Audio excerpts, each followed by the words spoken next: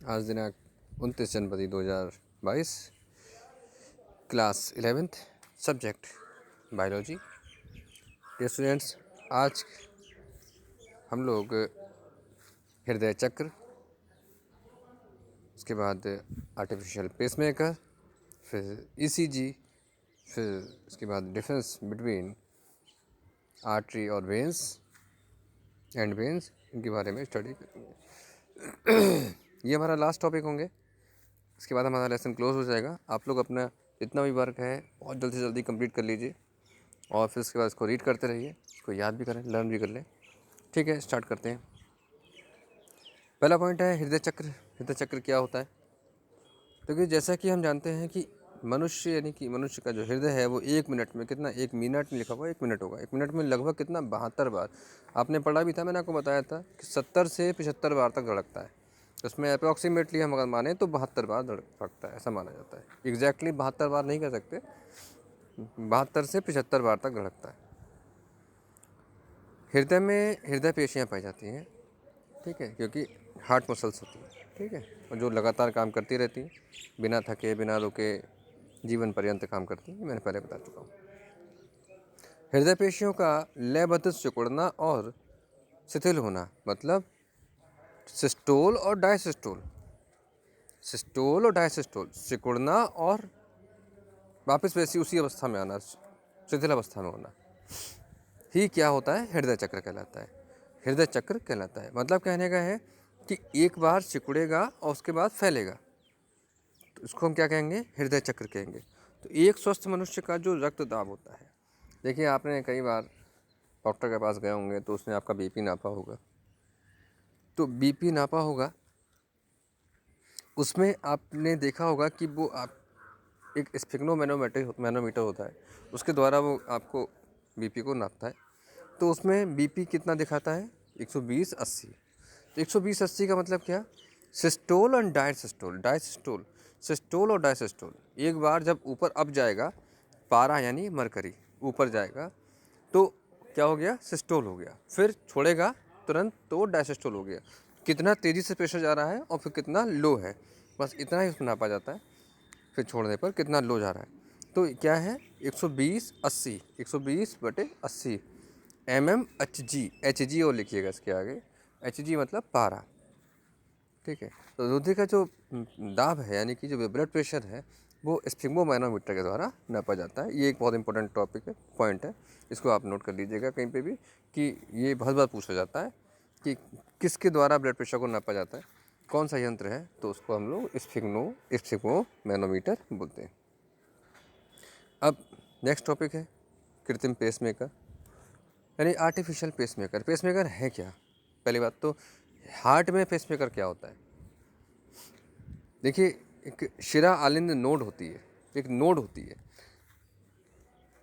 अगर बात की जाए कि हमारा जो हार्ट है वो न्यूरोजेनिक है या मायोजेनिक है, कि उसको जो हार्ट को पंप करने के लिए या लगातार जो इम्पल्स आ रहे हैं वो कौन दे रहा है? वो नर्व्स दे रही हैं या मसल्स ही दे रही हैं? तो बेटा ये ऐसा एक एंटिक हमारा हार्ट है जिसको केवल हार्ट की मसल ही, जो शिरा आलिंद नोड, शिरा यानी शिराएं और आलिंद ऐसे नोड बोलते हैं उसको, शिरा आलिंद नोड जो है वो ही उसको परफॉर्म करवा रही है हार्ट को धड़कने के लिए। तो इसलिए हमारा हार्ट जो है वो मायोजेनिक है, मसल के द्वारा जो है इम्पल्स आगे बढ़ रहे हैं।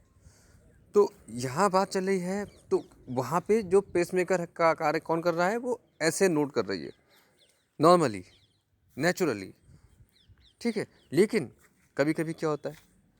हार्ट फेलियर हो जाता है। शिरा आलिंद नोड जो है वो ब्लड प्रेशर को सही से जो है या इम्पल्स को सही से जो है मेंटेन नहीं कर पाती है और ख़राब हो जाती है, जिससे आदमी की मृत्यु हो जाती है। या इम्पल्स को लेने में वो कम वर्क कर पाती है, जिससे हमारा हार्ट कम काम कर पाता है, धीरे धीरे धड़कता है, जिससे ब्लड भी आगे तेज़ी से नहीं जा पाएगा, तो बीपी कम हो जाएगा, व्यक्ति की मृत्यु हो सकती है। ऐसे में क्या किया जाता है? ऐसे में आर्टिफिशियल पेसमेकर का यूज़ किया जाता है। आर्टिफिशियल पेसमेकर भी क्या करता है? वो इम्पल्स देगा, पेसमेकर का काम करेगा। जो ऐसे नोड काम कर रहा था वही काम व्यक्ति के शरीर में जाके उसे लगा दिया जाता है हार्ट के पास में, और वो काम अब वो पेसमेकर करेगा। वो इम्पल्स को आगे बढ़ाएगा, लगातार हार्ट पंप करता रहेगा। उसकी एक समय सीमा होती है कि कुछ समय के लिए काम करता है। तो जब हृदय की पेशियों में स्थित ऐसे नोड में रुधिर परिवहन हेतु कोई व्यवधान आता है, तब हृदय के स्पंदन की गति सामान्य नहीं रहती है। इस अवस्था में शरीर के सभी ऊतकों को उचित मात्रा में रुधिर प्राप्त नहीं हो पाता है। जैसा कि मैंने आपको बताया, कृत्रिम पेसमेकर हृदय की पेशियों को वैद्युतीय गति देकर उत्तेजित करता है तथा हृदय के स्पंदन की गति को सामान्य कर देता है। चूँकि सामान्यतः ऐसे नोड हृदय में पेसमेकर की तरह कार्य करता है। सामान्य रूप से अगर काम नहीं करेगा तो क्या होता है, फिर पेसमेकर लगा दिया जाता है, आर्टिफिशियल के पेसमेकर लगा दिया जाता है। ठीक है, तो इस प्रकार से हमारा ये पेसमेकर का टॉपिक भी क्लियर हो गया। आशा करता हूँ आपको समझ में भी आ गया होगा। नेक्स्ट हमारा है ECG। आप लोग कभी किसी को ऐसा देखा होगा कि इसको कोई हार्ट की समस्या हो जाती है, तो डॉक्टर उसको कंसल्ट करता है, भाई इनका ECG कर दीजिए। ECG क्या है? एक आपने देखा होगा, एक वाइट पट्टी निकलती है पतली सी, उस पर कई सारे ऊपर नीचे करते हुए हमारा जो हार्ट की जो लाइनिंग चलती रहती है, उसको हम लोग ECG कहते हैं। ECG है क्या? ECG का प्रयोग हृदय स्पंदन की गति को 1 सेकंड में कितनी बार हार्ट पंप, मतलब हार्ट जो है वो स्पंदन कर रहा है, धड़क रहा है 1 सेकंड के अंदर, तो उसकी गति को नापा जाता है पर सेकंड के अनुसार, को मापने के लिए किया जाता है। इस तरह की मशीन का उपयोग विद्युत हृदय लेख प्राप्त करने के लिए किया जाता है।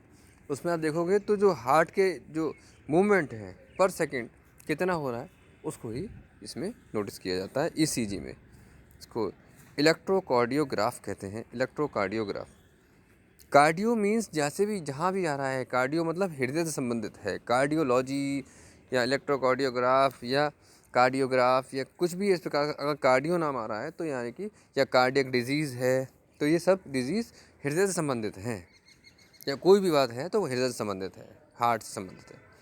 नेक्स्ट टॉपिक इज़ धमनी और शिरा में अंतर बताइए। धमनियों में मैंने आपको कल बताया भी था कि धमनियों में शुद्ध रुधिर बहता है, शिराओं में अशुद्ध रुधिर बहता है। नंबर 1, ये हृदय से शुद्ध रुधिर को लेकर सभी शरीर के सभी भागों में पहुंचती है।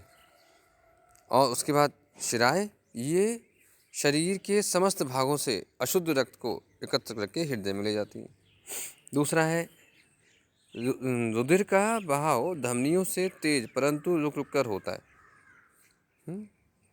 और शिराओं में रुधिर का बहाव धीमा होता है लेकिन परंतु लगातार होता है। तीसरा है रुधिर दाब अधिक होता है, ब्लड प्रेशर इसमें अधिक होता है, जैसे मैंने आपको होता है 120, और इसमें रुधिर दाब कम होता है 80। चौथा है धमनियाँ गहराई में स्थित होती हैं और शिराएँ क्या होती हैं, सतह पर स्थित होती हैं। पाँचवा, फुफ्फुस धमनियों के अतिरिक्त सभी शिराओं में शुद्ध रक्त होता है। मतलब फुफ्फुस धमनियाँ यानी कि पल्मोनरी धमनी में क्या होता है, अशुद्ध रक्त बहता है। और धमनी में यानी कि जो हमारी आर्टरी है उसमें क्या होगा, उसमें शुद्ध रक्त बहेगा। ये कॉमन बात है कि धमनी में शुद्ध रक्त बहता है, लेकिन बात अगर पल्मोनरी धमनी की हो रही है तो उसमें क्या अशुद्ध रक्त बहेगा। लेकिन यहाँ पे जस्ट अपोजिट होता है शिरा के अंदर। शिरा में क्या होगा कि फुफ्फुस शिराओं में शुद्ध रक्त होगा और केवल शिराएँ जो हैं उनमें अशुद्ध रक्त होगा, और फुफ्फुस शिराओं में शुद्ध रक्त होगा। ठीक है, इस प्रकार से आपका ये टॉपिक आज का क्लोज होता है। इसको आप लोग कॉपी में नोट कर लीजिएगा। चारों के चारों टॉपिक्स ये इसको आप याद कर लीजिएगा। छोटे छोटे टॉपिक हैं, कई बार पूछे जाते हैं। हार्ट साइकिल, ठीक है, कुछ भी नहीं है, केवल 72 बार धड़कना, उसका जो एक लयबद्ध तरीका, ठीक है, कि सिकुड़ना और फैलना, ये क्या है, हृदय चक्र कहलाता है। कृत्रिम पेसमेकर का यूज़ कहाँ हम लोग कर रहे हैं। पेसमेकर क्या करता है, इम्पल्स को आगे बढ़ाएगा जिससे हार्ट लगातार पंप करता रहेगा। ECG हार्ट में जो है उसकी गति को नापने के लिए होता है, कितनी बार पंप में हृदय धड़क रहा है 1 मिनट में, 1 सेकंड में। ऐसे जो हमारा धमनी और शिराओं में अंतर, तो धमनियों में शुद्ध रुधिर बहता है और शिराओं में अशुद्ध रुधिर बहता है। ठीक है, पल्मोनरी धमनी में अशुद्ध रुधिर बहता है, पल्मोनरी शिरा में शुद्ध रुधिर बहता है। जस्ट इसका अपोजिट करेंगे, इस प्रकार से इसको आप नोट करेंगे। तो इसको आप लोग अपनी कॉपी पे लिखिएगा, नोट करिएगा। Thank you so much.